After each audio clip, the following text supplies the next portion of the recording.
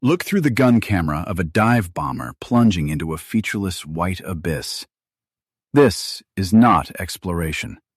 This is an invasion force of thousands of men, fresh from the bloodiest war in human history, sailing straight into the jaws of a continent that immediately launches a lethal counterattack. You hear the roaring wind drowning out panicked radio chatter as an entire aircraft is swallowed whole by a cloud bank that behaves like a solid, crushing wall.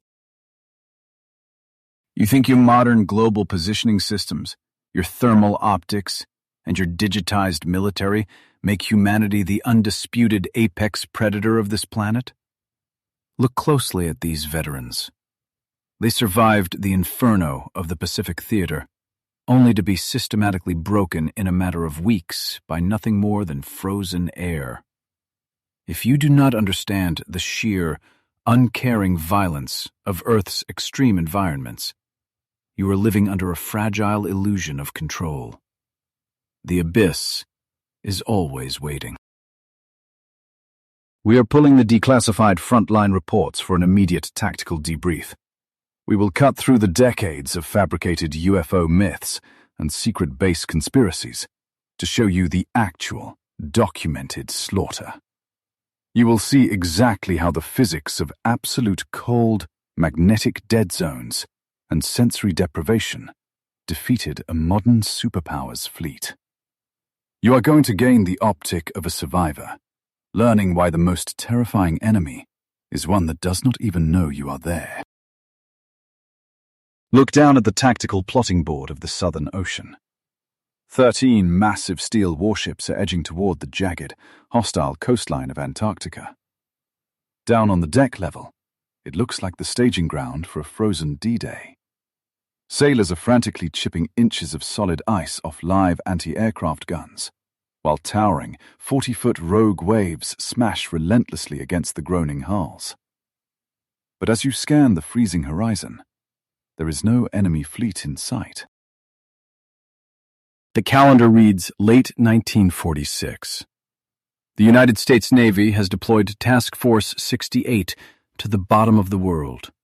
Commanded by veteran leadership, this is a staggering armada consisting of 13 ships, 33 aircraft, and 4,700 heavily armed personnel. They are provisioned for up to 8 months of continuous operation. We are witnessing the deployment of a fully mechanized post-war military machine against a target of pure ice and stone. The official directive printed in the Pentagon's classified files reads like a standard peacetime operation. Test military equipment in frigid conditions and consolidate American geopolitical sovereignty. But the sheer logistical footprint tells a much darker story. The massive scale of this armada mirrors a full-blown amphibious assault. This is a newly crowned global superpower attempting to project its absolute dominance over the last untamed landmass on Earth. The resistance begins before they even reach the primary ice shelf. The fleet is immediately violently assaulted by oceanic conditions that defy standard naval engineering. The task force is pummeled by rogue waves exceeding 40 feet in height, while ambient temperatures instantly plunge to minus 30 degrees Fahrenheit.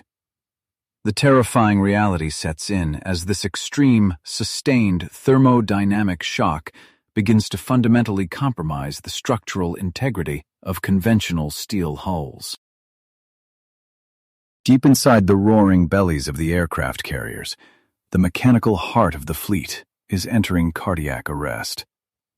Aviation mechanics, scrambling to prep the dive bombers for reconnaissance flights, report a catastrophic failure of basic chemistry. Under the crushing grip of the Antarctic cold, highly refined engine oil does not just thicken, it rapidly turns into a useless, gelatinous sludge. The millions of dollars of sophisticated machinery simply refuse to breathe. But the horror on the flight deck is intensely biological. For the deckhands wrestling with the exposed artillery and aircraft frames, the environment is actively predatory.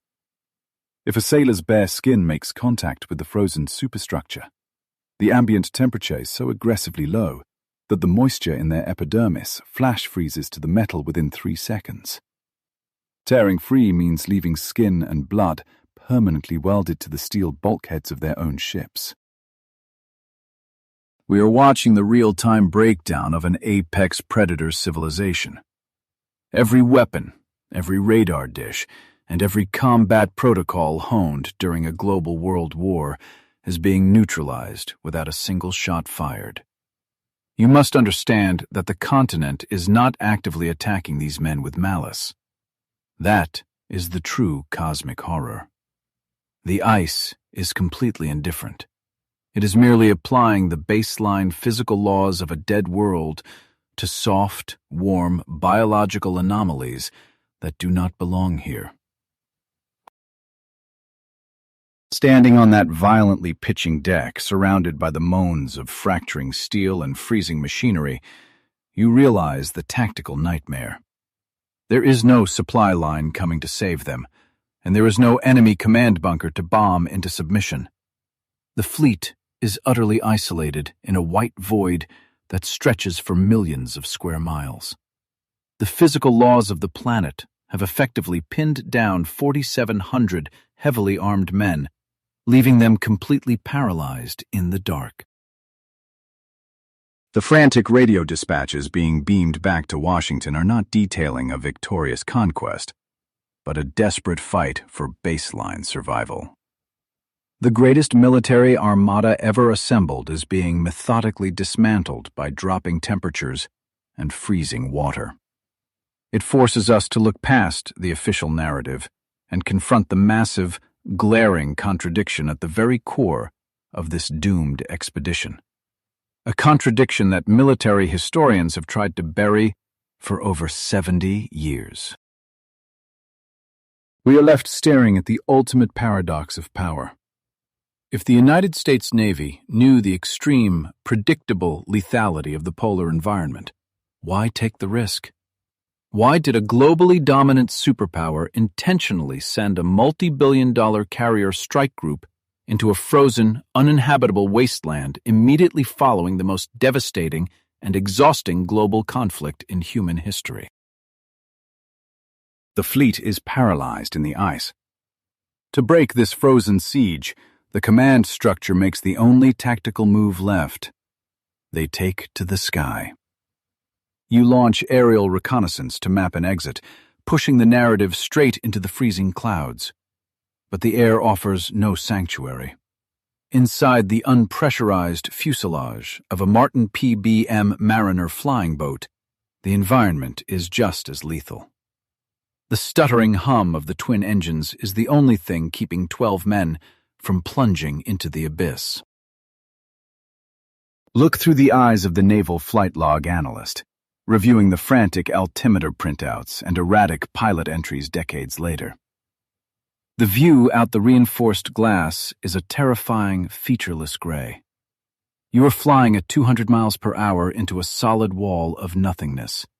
There is no horizon. There are no landmarks. You are suspended in a hostile void where human senses are immediately stripped away, leaving you entirely dependent on a localized mechanical dashboard.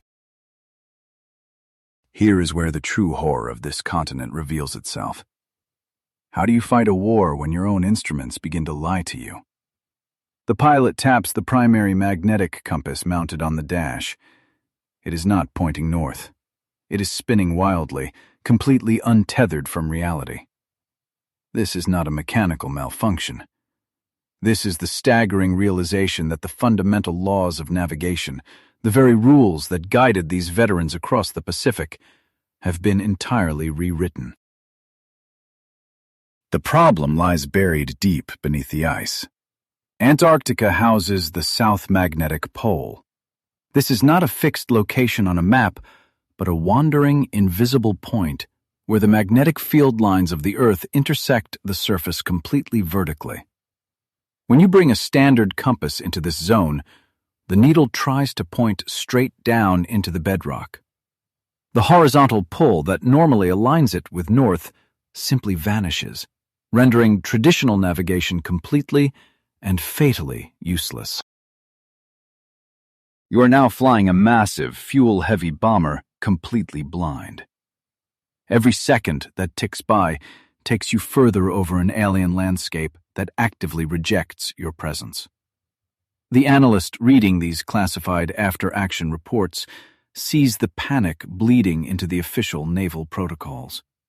The veteran pilots, men who survived intense anti-aircraft fire over the Pacific Ocean, are being reduced to terrified passengers inside their own cockpits. The ice is taking control of the machine. As the flight crews venture deeper over the continent, they crash headlong into severe electromagnetic anomalies. They are caught in a web of high-latitude magnetic flux. Compass needles do not just spin. They aggressively lock onto phantom coordinates, directing the aircraft toward false norths. The physical environment is broadcasting a stream of disinformation directly into the cockpit. The planet itself is executing an electronic warfare campaign against the invading steel machines. This is a live front line, but there are no bullets. The casualties here are measured in degrees off course. When your instruments feed you poison data, a slight adjustment to the yoke becomes a death sentence. You lean into a bank, trusting the dial in front of you, entirely unaware that you are spiraling away from the fleet and deeper into the killing zone. The cold dread creeping into the flight logs confirms the terrifying truth: the absolute breakdown of technological supremacy. The military anticipated magnetic interference, relying on state-of-the-art gyroscopic compasses as a mechanical failsafe. But the extreme latitudes break those too. Near the pole, these backup systems suffer from rapid precession errors. The rotation of the Earth beneath the aircraft continuously drags the gyroscope out of alignment. Within just 1 hour of flight time, a pilot's heading can drift off by dozens of miles. Your safety net is deteriorating in real time before your eyes. The psychological collapse inside that freezing aluminum tube is absolute.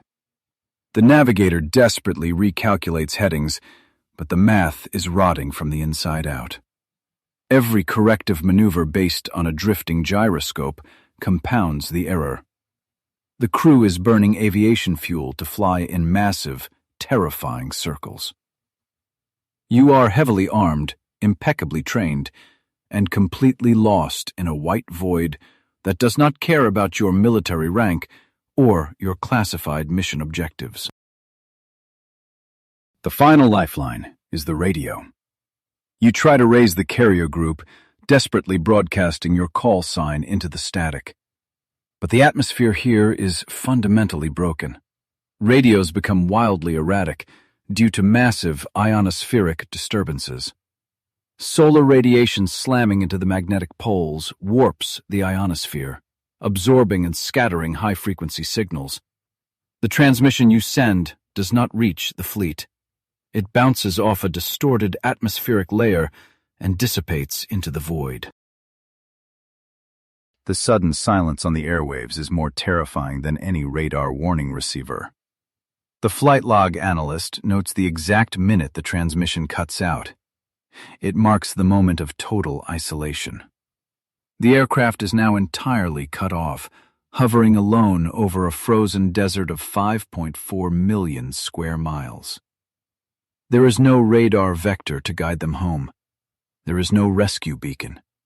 There is only the stuttering hum of the engines and the creeping realization that no one is coming.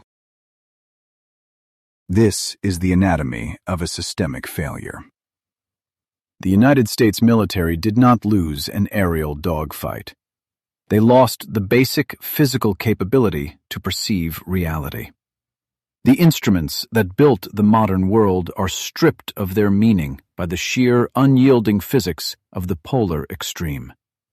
The crew inside that Martin PBM Mariner is effectively deaf, blind, and disoriented, flying a heavy machine over a jagged landscape that is waiting patiently for gravity to do the killing work. But the betrayal of the dashboard is only the first phase of this assault. As the compasses spin and the radios die, the aircraft descends deeper into the cloud bank, seeking a visual reference on the surface below. They are looking for the ice. But the environment is preparing a trap that attacks not just the machine, but the biological hardware of the human brain itself.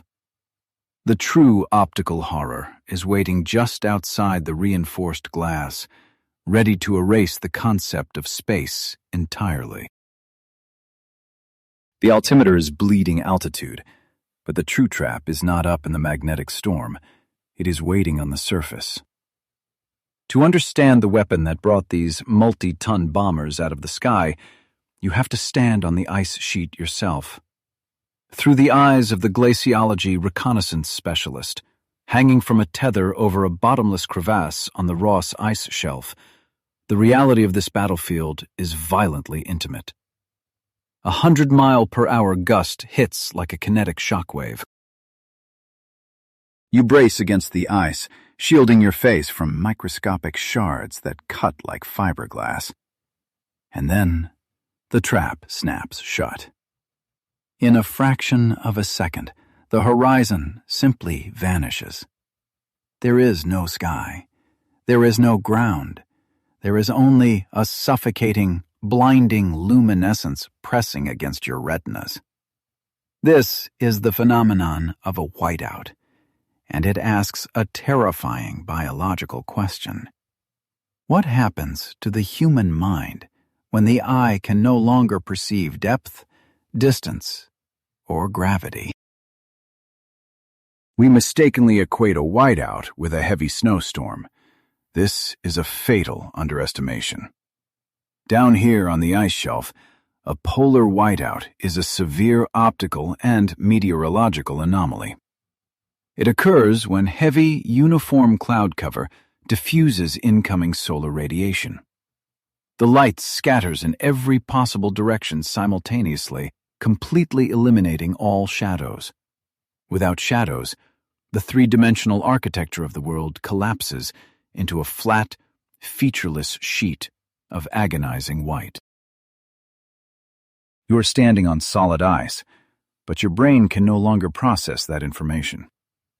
The specialized optical hardware that took millions of years of evolution to develop is instantly bricked by diffuse light.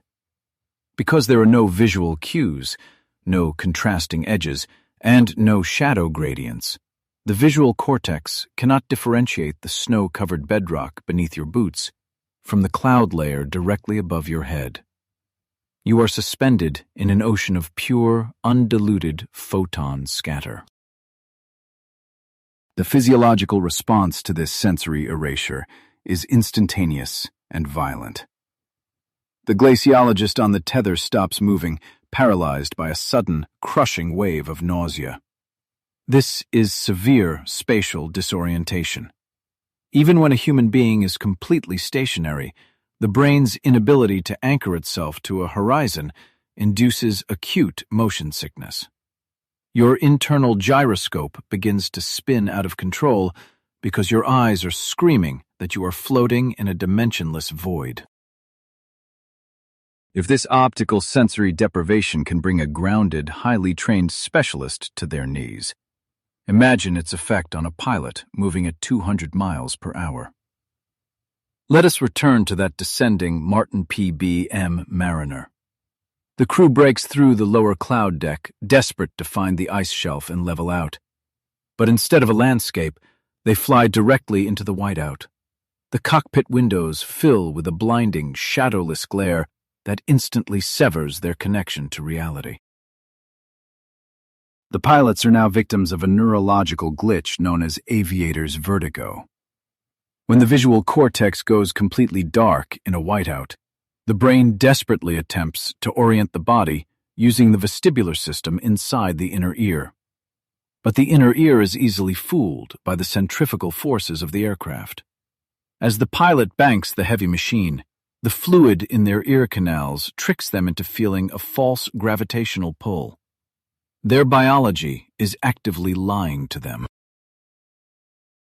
This is how an apex predator of the sky becomes a heavy aluminum tomb. Believing the aircraft is in a steep climb due to the false signals from their own inner ear, the pilot instinctively pushes the control yoke forward to compensate. There is no shadow on the ice below to warn them. There is no horizon to correct the error. They are flying the bomber under full throttle, completely convinced they are ascending, while driving thousands of pounds of steel directly into the glacier. But the horror of the whiteout extends far beyond the mechanics of a fatal crash.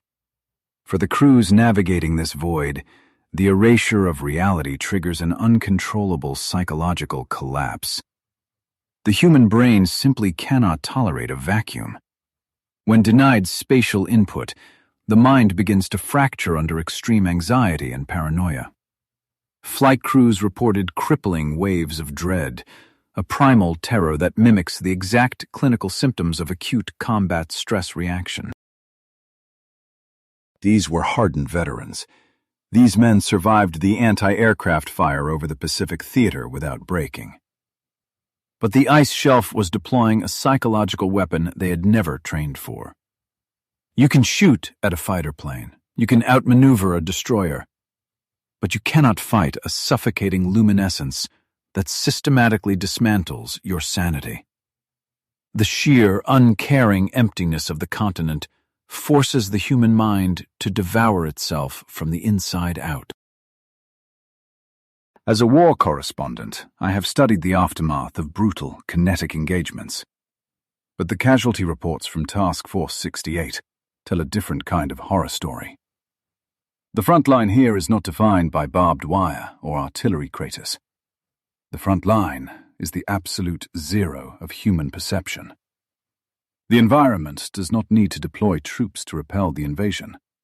It merely removes the visual spectrum and waits for our own biological limitations to execute the kill. This is the true cosmic horror of the southern continent. It does not actively hunt you. It simply exists on a scale that completely invalidates your biological architecture.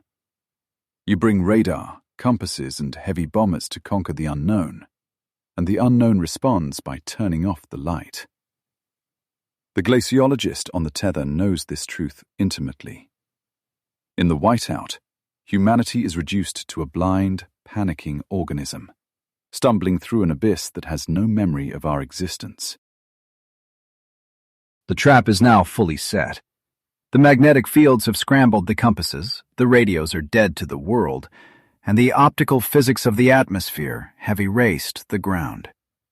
The massive aircraft of Operation Highjump are flying blind, deaf, and stripped of gravity, screaming through a shadowless void.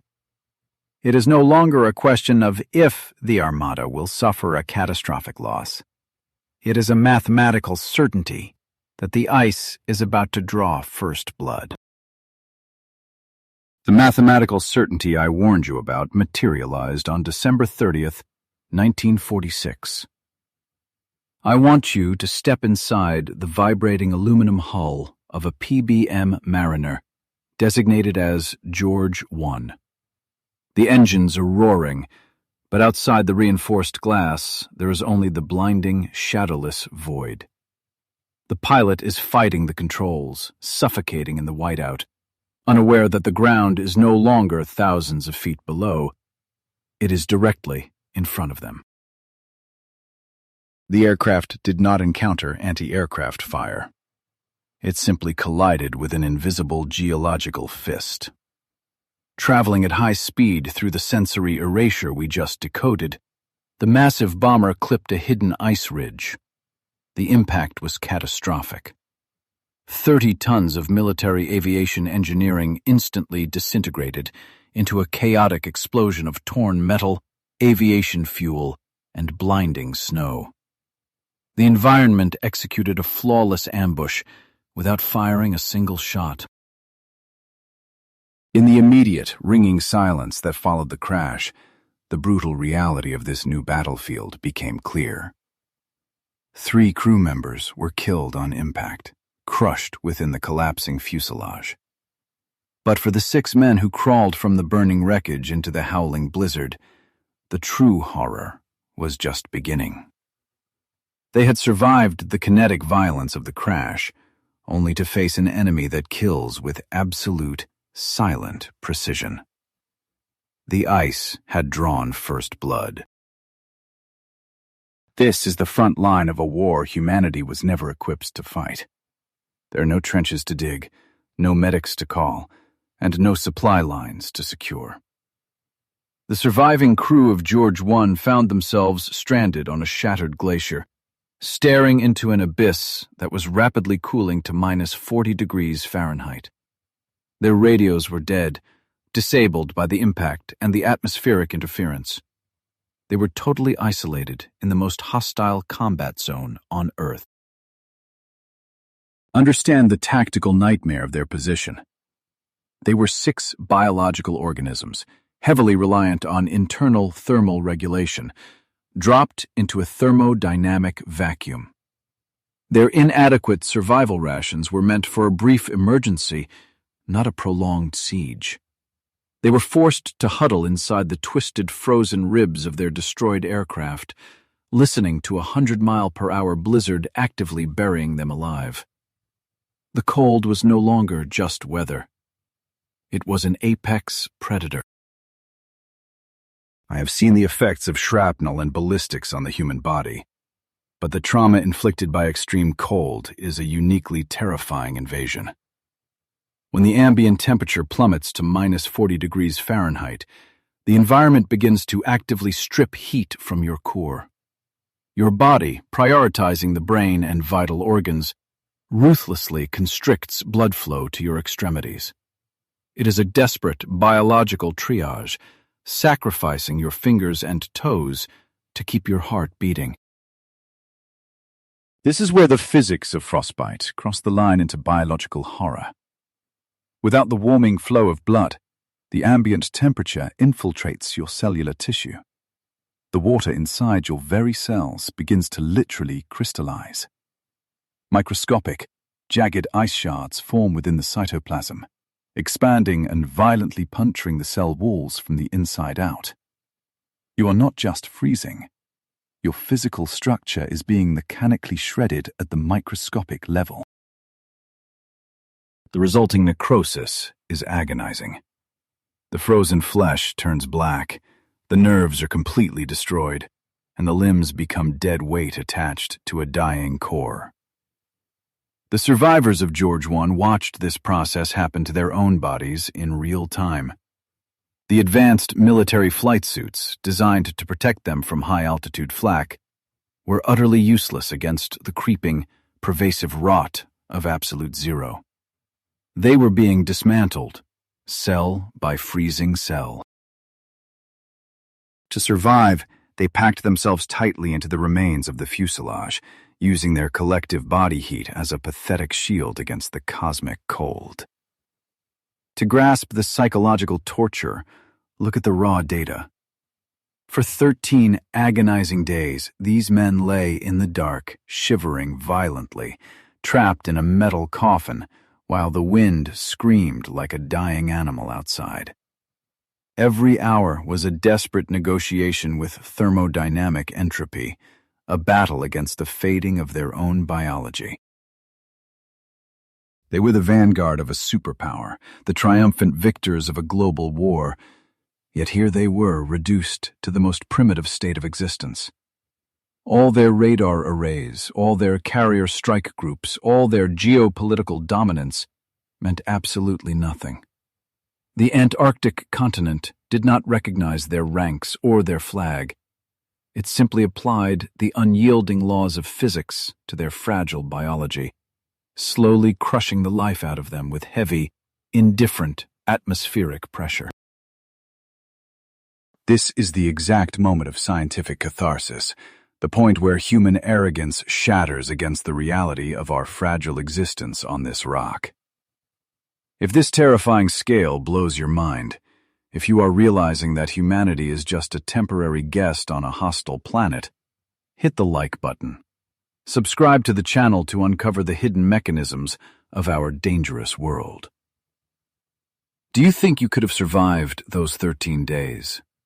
Tell me in the comments. Join the ranks of the informed.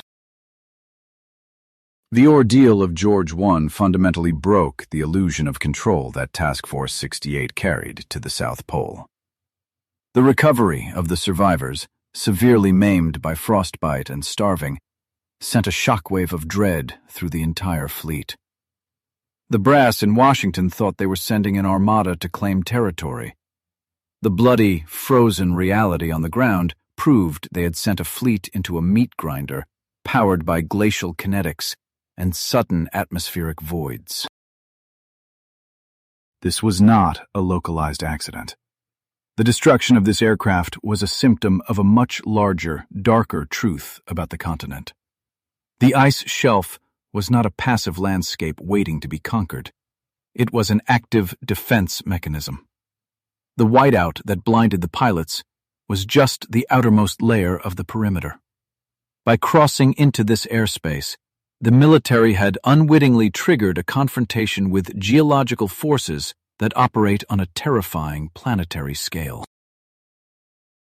As the battered survivors were finally airlifted out, leaving their 3 dead comrades forever entombed in the ice, a new, creeping paranoia began to infect the remaining air crews. If a standard reconnaissance flight could end in such total, brutal annihilation without a single enemy fighter in the sky, what else was waiting for them? The ice had proven it could reach up and swat a bomber from the air using nothing but localized weather anomalies and sensory deprivation.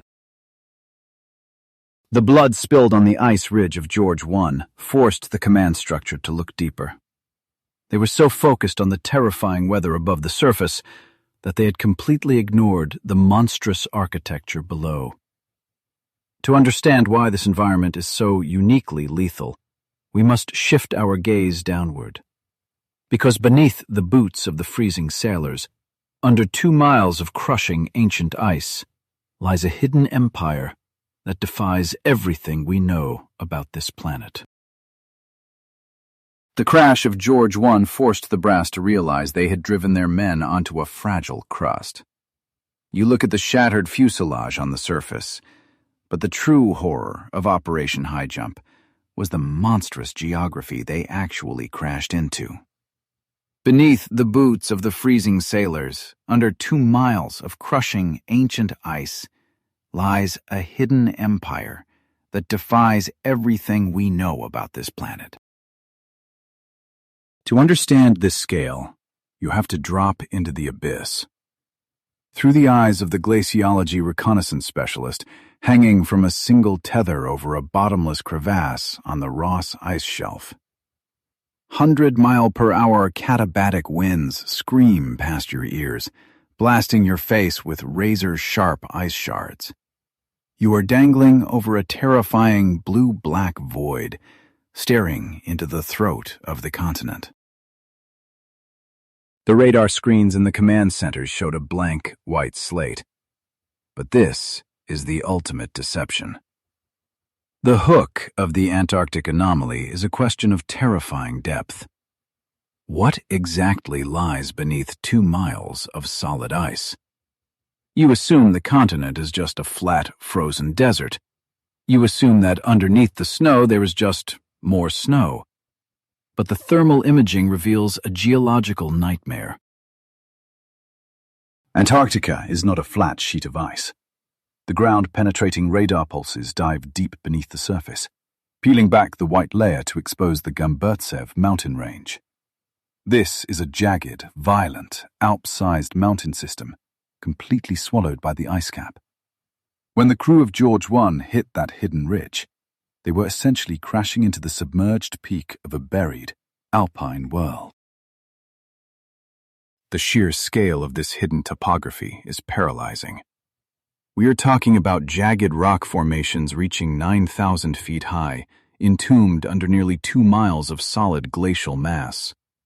The naval armada was hovering over an entirely alien architecture they could not even see.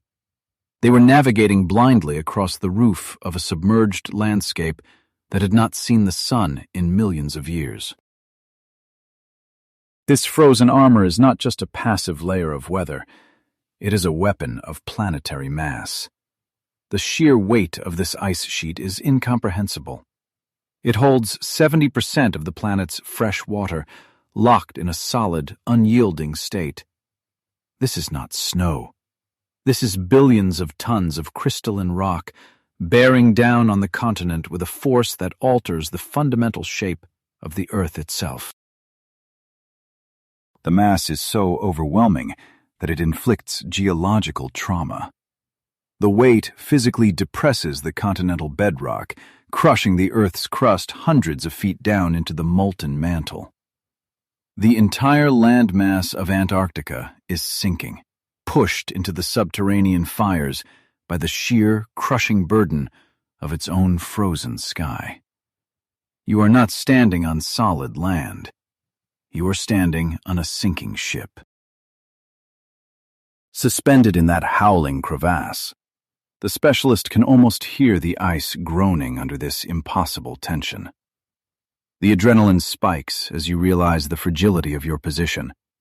A single shift in the glacial mass could snap the tether or crush the chasm shut in a fraction of a second. The danger is not just the 100-mile-per-hour wind.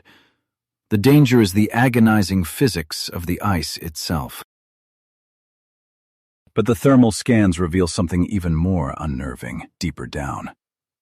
Where the radar pulses finally hit the crushed bedrock, the ice acts as an absolute planetary-scale insulator. Beneath this crushing weight, trapped in eternal darkness, lie hundreds of liquid subglacial lakes. Liquid water existing at the very bottom of the coldest place on Earth, sustained by geothermal heat and immense pressure. These are not ordinary bodies of water. Subglacial lakes, such as Lake Vostok, have been hermetically sealed from sunlight and the Earth's atmosphere for over 15 million years. This is a truly alien ecosystem, a time capsule locked away before humanity even stood upright. The water down there exists under such extreme pressure that its very molecular structure behaves in ways we barely understand. This is the cosmic horror of the Antarctic reality. A sprawling, hidden empire of buried mountains and pitch-black lakes that simply does not need us. While the sailors of Task Force 68 believed they were the apex predators deploying to a new frontier, they were merely crawling like blind insects over the frozen lid of a primordial abyss. An abyss that actively resents their intrusion. Down at that boundary, where 2 miles of ice grind against the depressed bedrock, the physics become explosively violent. The volatile thermal dynamics at the ice-bedrock interface create massive, sudden shifts in the glacial mass. We're talking about billions of tons of solid ice slipping across wet stone. It is a massive friction engine that generates immense, localized bursts of kinetic energy. These sudden, massive glacial slips do not happen silently. They tear through the bedrock, generating localized seismic events. Violent, erratic tremors that ripple upward through 2 miles of solid ice, echoing through the frozen canyons and deep crevasses. To a human standing on the surface, these subglacial earthquakes feel like the continent itself is trying to violently shake them into the void. Now put yourself in the boots of the 1947 crews. You are freezing, exhausted, and blinded by the whiteout. Suddenly, the ice beneath your feet detonates with a deafening crack, and the ground heaves. The traumatized sailors completely misinterpreted these subglacial seismic events. To their battle-weary minds, these tremors sounded exactly like structural collapses or heavy explosions. The ice wasn't just killing them with absolute zero temperatures. It was firing geological warning shots from the abyss. The terrifying hidden architecture of the continent was weaponizing their own combat trauma against them. As the booms echoed from the deep, their minds, already fracturing under the strain of sensory erasure, began to frantically construct monsters to explain the impossible physics.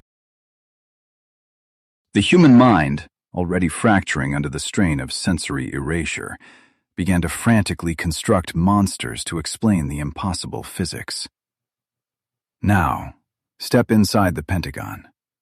Deep underground, a naval flight log analyst stares at a chaotic psychological profile board.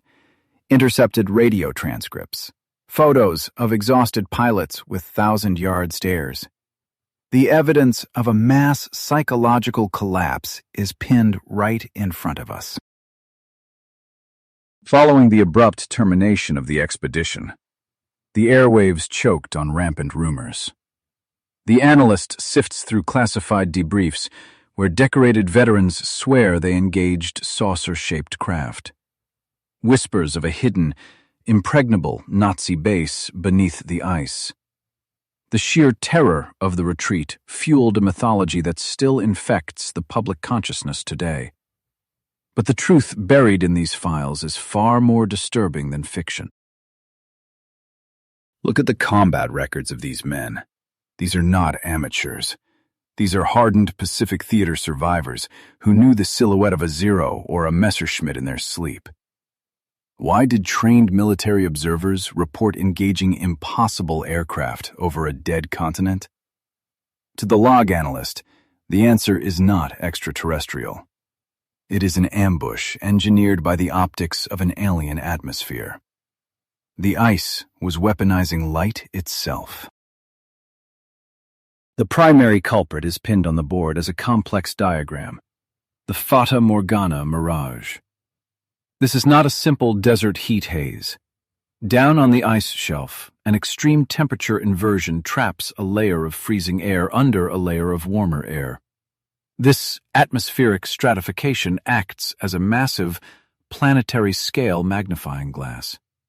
It bends the light rays bouncing off the curvature of the Earth, severely distorting visual reality. Through the eyes of a terrified tail gunner, this thermal lens creates absolute chaos. Distant, massive icebergs are visually ripped from the horizon. The optical bending makes thousands of tons of ice appear to levitate directly in the sky. Because the air layers are constantly shifting, these projected mirages mutate and dart across the sight-line at mathematically impossible speeds. The enemy wasn't flying. The atmosphere was lying. You are sitting in a freezing turret, your blood pumping with combat adrenaline, tracking targets that defy the laws of aerodynamics. Your radio is dead. Your compass is spinning. And then, the sky deploys its next psychological weapon. The analyst points to another set of erratic flight logs, cross-referencing them with meteorological data. The atmosphere was saturated with microscopic, hexagonal ice crystals. A frozen, invisible fog. When the low-hanging polar sun hits this crystalline suspension, the light violently refracts. This triggers a phenomenon known as parhelia, or sundogs. Suddenly, intense, blinding disks of light ignite on either side of the actual sun. To the exhausted gunners and pilots, these were not weather anomalies. These were massive, glowing spheres hovering perfectly in formation. They were entirely surrounded by phantom squadrons. The sheer cosmic horror of the situation is absolute. You pull the trigger, pouring 50 caliber rounds into a hovering, luminescent disk, only to watch your tracers pass harmlessly through refracted sunlight. The enemy cannot be killed because the enemy is the weather. The environment is systematically stripping away your sanity, replacing the physical world with a deadly, kaleidoscopic light show. The sensory erasure is complete. We must look at the human brain as a biological machine pushed beyond its operational limits. The log analyst recognizes the clinical symptoms mapped across these mission reports. Combines severe sensory deprivation, the lethal bite of -30-degree temperatures, and untreated combat post-traumatic stress disorder. The result is a catastrophic cognitive failure. The brain cannot process the vast, hostile emptiness of the white void. Under this extreme duress, the mind resorts to pareidolia. This is a desperate psychological survival mechanism where the brain forces recognizable patterns onto random, hostile environmental noise. When a veteran pilot stares into the shifting, refractive chaos of a Fata Morgana, his traumatized cortex desperately searches for something familiar. It takes the blurred, levitating ice and forcefully sculpts it into an enemy fighter. The threat is no longer outside the cockpit. The threat is inside the pilot's own head. A hallucinated saucer is something a soldier understands. It is a target you can fight, a threat you can report. The alternative is accepting that you are an insignificant speck of meat trapped in a colossal, indifferent freezer that is casually erasing your existence. The UFO myth was a psychological shield against the crushing reality of the ice. The analyst steps back from the sprawling board of madness. The intercepted panics, the erratic sketches of flying discs, the sudden and chaotic withdrawal of the entire fleet. It all perfectly aligns not with a military defeat by a foreign power, but with a massive, fleet-wide psychological collapse. The armada was routed by optical illusions, trapped in a geographic meat grinder that broke their collective grip on reality. There were no secret bases waiting in the frozen dark. There was only the brutal, uncaring physics of a planet that aggressively rejects our biology. The United States Navy threw thousands of hardened veterans against the absolute zero of the Antarctic continent, and the continent simply reflected their own deepest paranoias back at them. The monsters they saw in the sky were born in the trenches of Europe and the jungles of the Pacific. We cling to the conspiracy theories because they are comfortable. A hidden Nazi bunker or an extraterrestrial scout ship implies that humanity is still the center of the narrative. It implies that we matter enough to be fought. But the files in this subterranean archive tell a much colder story.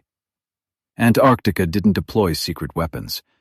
It deployed atmospheric refraction and deep-seated trauma. It didn't fight back. It just existed.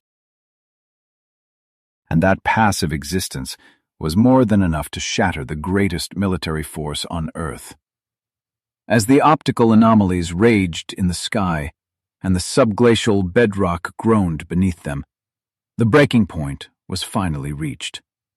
The mission was barely 2 months old, yet the chain of command was completely compromised by the ice. The illusion of control was gone. Now, the only objective left for Task Force 68 was desperate survival. The mission was barely 2 months old, yet the chain of command was completely compromised by the ice. The illusion of control was gone. Now, the only objective left for Task Force 68 was desperate survival. But as the psychological collapse peaks, a much more tangible, physical executioner arrives. The brief Antarctic summer is dying. The sky above the armada turns the color of bruised iron, and the temperature plummets so fast you can hear the rigging groan in agony. Look at the frantic evacuation underway. This is not a scheduled departure. This is a terrified, full-throttle retreat masquerading as a strategic withdrawal. Icebreaker ships desperately ram through rapidly forming pack ice, their engines screaming as they try to keep a channel open. The water itself is turning against them. It begs the ultimate tactical question. When you are cut off at the bottom of the world, exactly how fast does an ocean freeze? Operation Highjump was meticulously planned and heavily provisioned to occupy this frozen continent for up to 8 long months. We brought enough fuel, ammunition, and sheer human willpower to build a floating city. But the ice does not care about our logistics. Admiral Byrd is forced to broadcast the order for total, immediate withdrawal after just 8 weeks. A superpower's invasion force routed in less than 60 days by a drop in ambient heat. The primary catalyst for this panicked exodus is the brutal, unforgiving onset of the Antarctic winter. This is not a slow, seasonal transition. It is an aggressive, geographical assault. The sea ice surrounding the continent does not just freeze. It actively expands outward at an astonishing, terrifying rate of 40,000 square miles every single day. A lethal white perimeter is rapidly enclosing the armada, sealing off any hope of escape. Every sailor on those decks feels the jaws of the Southern Ocean closing around them. I stand on the bridge of a command ship and watch the water thicken into a sludgy gray paste called frazzle ice, before hardening into massive, floating concrete slabs. The sea is no longer a navigable medium. It is turning into solid rock. We are losing the perimeter. The retreat route narrows by the hour, and the panic in the engine rooms is absolutely palpable. This rapid freeze presents a terrifying mechanical reality. The fleet faces the imminent prospect of being entirely encased in this expanding pack ice. This is not just getting stuck. Expanding ice possesses enough lateral pressure to effortlessly crush the reinforced steel hulls of mid-century naval destroyers. If the ships stop moving, the ice will simply squeeze them until the bulkheads implode, dragging the surviving thousands of men down to the abyss. There is no armor plating thick enough to withstand the thermodynamic expansion of freezing water. You think your warships are the apex predators of the ocean, but here, they are fragile tin cans caught in a planetary vice grip. If the channels freeze shut, there will be no rescue. The ice will consume the fleet, crush the steel into shrapnel, and bury the remnants under a mile-thick glacier. The continent is physically eating the invasion force alive. But the ocean is only half of the executioner's blade. As the ships struggle against the freezing sea, the sky unleashes its own localized apocalypse. The atmospheric pressure over the center of the continent drops, and gravity takes over. The cold, dense air resting on the high polar plateau suddenly accelerates downward, rushing toward the coast. We call them katabatic winds, but that sterile scientific term fails to capture the sheer violence of the impact. These gravity-driven storms plunge off the glacial highlands and strike the fleeing armada like physical artillery. The wind escalates to continuous, deafening speeds exceeding 100 miles per hour. This is not a gust. It is a sustained, invisible wall of kinetic energy. The flying boats, still tethered to the water, are instantly flipped and torn apart. Further flight operations are not just dangerous. They are biologically and mechanically suicidal. Men are lashed to the bulkheads just across the flight decks. The wind rips the breath right out of your lungs, replacing oxygen with microscopic, razor-sharp ice crystals. The noise is absolute, a continuous mechanical roar that drowns out the sirens and the screaming.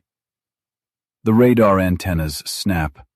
The command structures shake.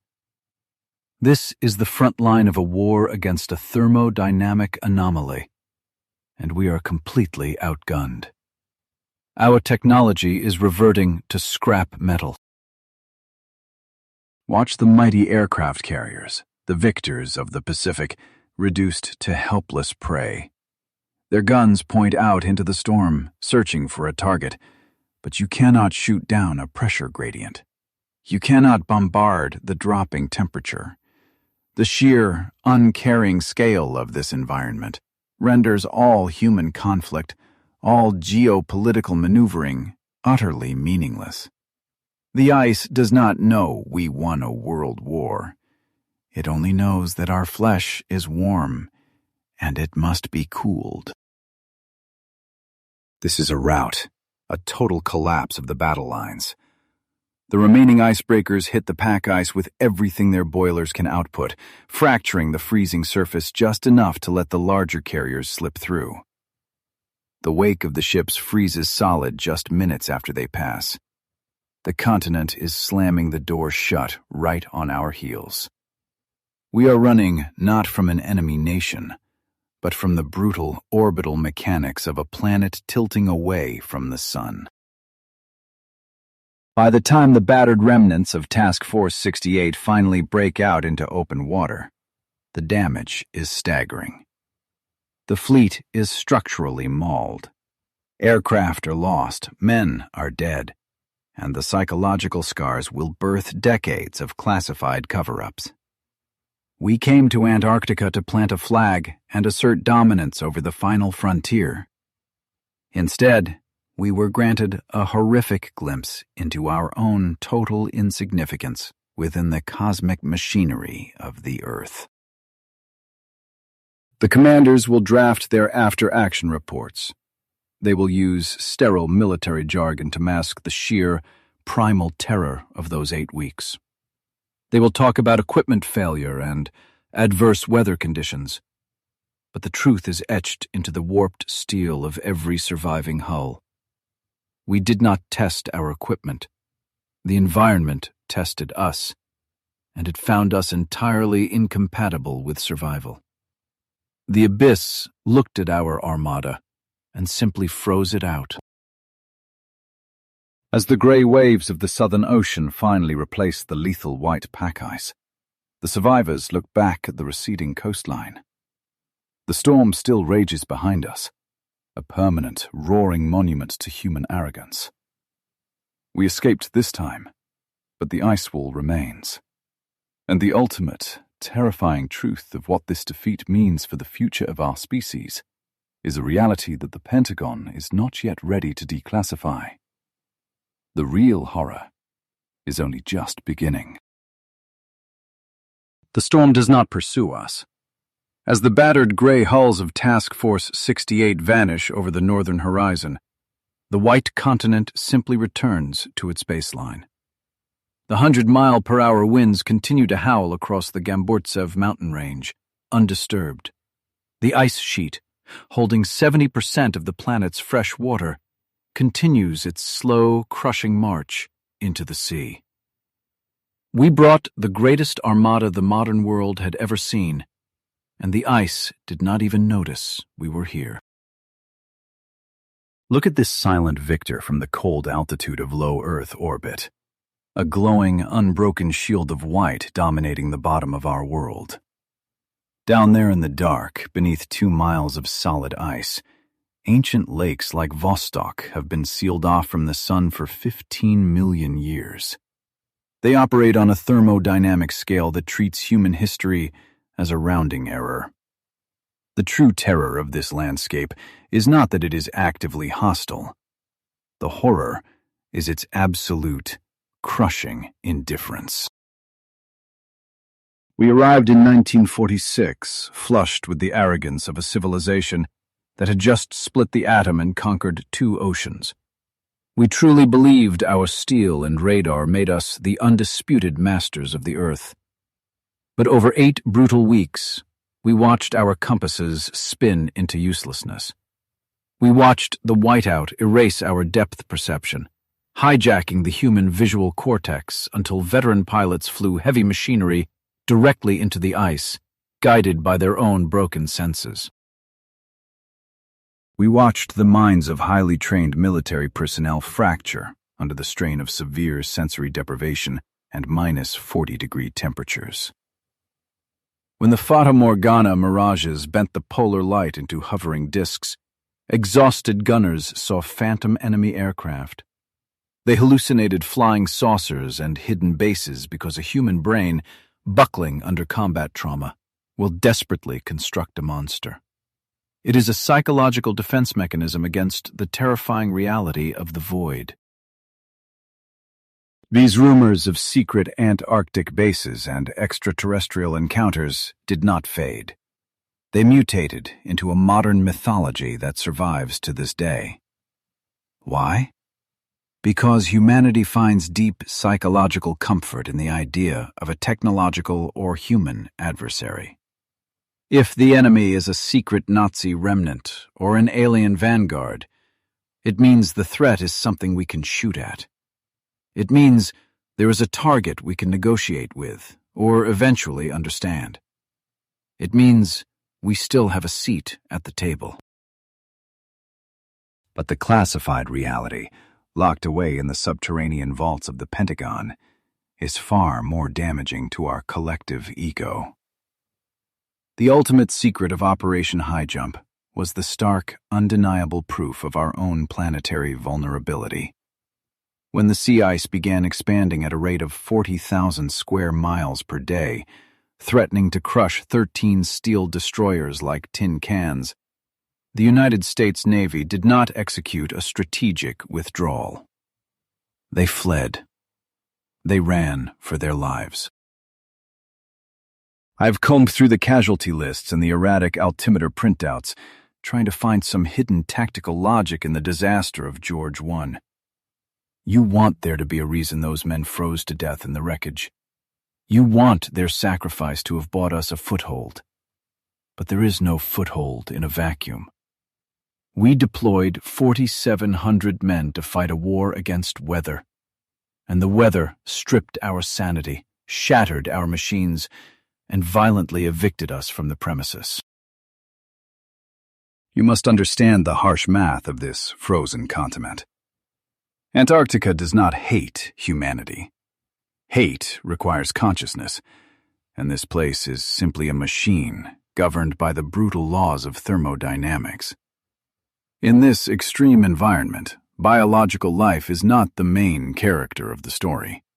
Warm flesh and circulating blood are merely thermal anomalies, temporary glitches in a system that is naturally designed to reach absolute zero. The ice simply corrects the equation, erasing the anomaly. We returned home and built higher walls of technology to insulate ourselves from this truth. We put satellites in orbit and supercomputers in our pockets, convincing ourselves that the wild, untamed Earth has been permanently subdued. We look at the map and see lines of longitude and latitude, neat political borders that imply total dominion. But Operation Highjump proved that beneath our digital networks and our global supply chains, the primal machinery of the planet is still running. This is the grim warning that echoes from 1947 into our modern era of accelerating climate shifts. We are once again altering the thermodynamic balance of the Earth, pushing the atmospheric physics into new, violent configurations.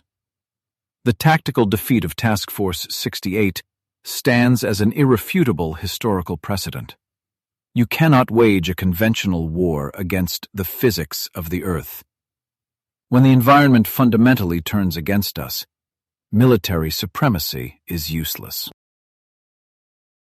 There is no arsenal that can stop a collapsing ice shelf, and there is no treaty you can sign with a 100-mile-per-hour katabatic wind.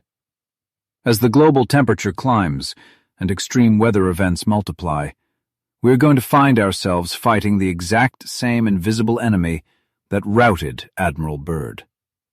The ice wall we hit in 1947 is moving toward us now in the form of droughts, floods, and shifting jet streams. We are entirely outgunned by the planet we live on. If this forensic debrief has shattered your illusions of human supremacy, if it has given you a new optic on our fragile place in the natural order, hit the like button. That is how we know we are decoding the right signals in the noise. Subscribe to the channel to continue this investigation into the violent forces shaping our reality. Tell me in the comments, when the climate shifts beyond our technological control, what will be our ultimate defense mechanism? We need to know. We leave the white continent exactly as we found it, a silent, unfeeling monument to the limits of human power. The men who survived that frozen hell learned the hardest lesson of the 20th century. We are just fragile visitors walking on the thin crust of a world that can, at any moment, simply decide to wipe the slate clean. The war is over, and the ice has won. Signing off.